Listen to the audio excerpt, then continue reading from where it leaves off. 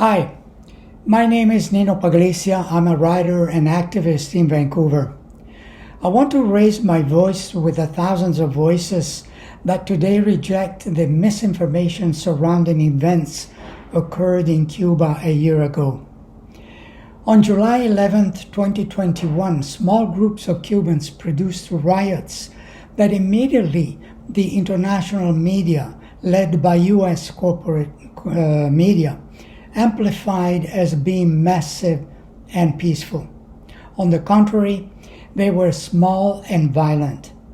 If they hoped to get the support of the majority of Cubans, they failed and only managed to disrupt some neighborhoods for less than 48 hours.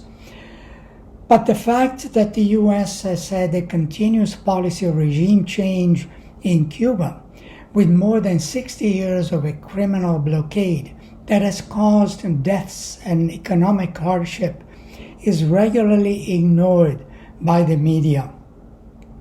The media also ignored that the riots occurred in the middle of a serious global pandemic that the Cuban healthcare system has managed to control successfully.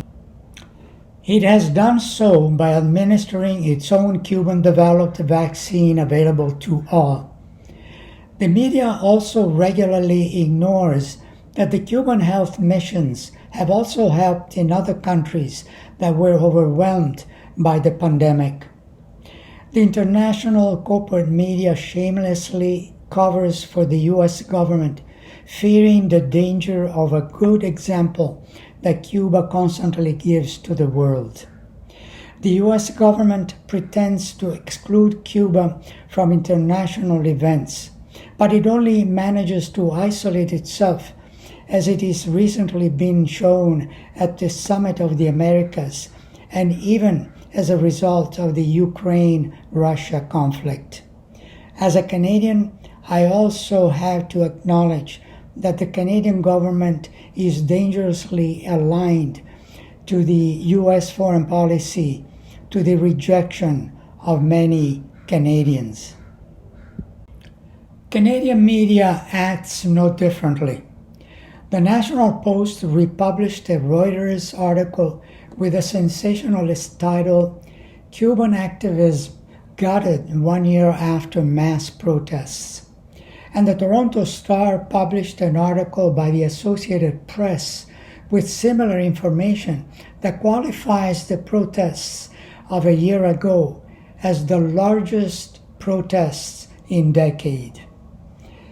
Regardless of the size of the protests in Cuba a year ago, I side with the more credible information by an article by Rosa Miriam Elizalde about how the protests were triggered.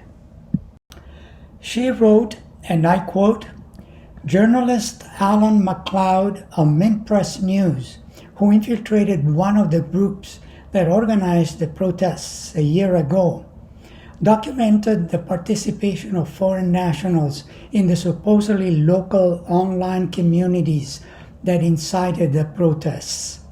His research showed that U.S. citizens intervened in Cuba's internal affairs at a level that is hardly conceivable in the United States.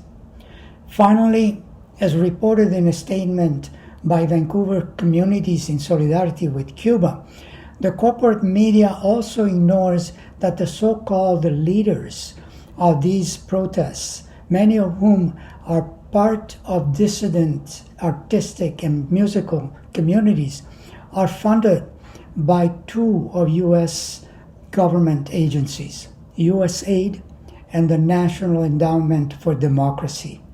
In fact, the U.S. House Appropriations budget allocated $20 million in 2021 to projects devoted to overthrowing the Cuban government, much of which goes directly to these so-called dissidents.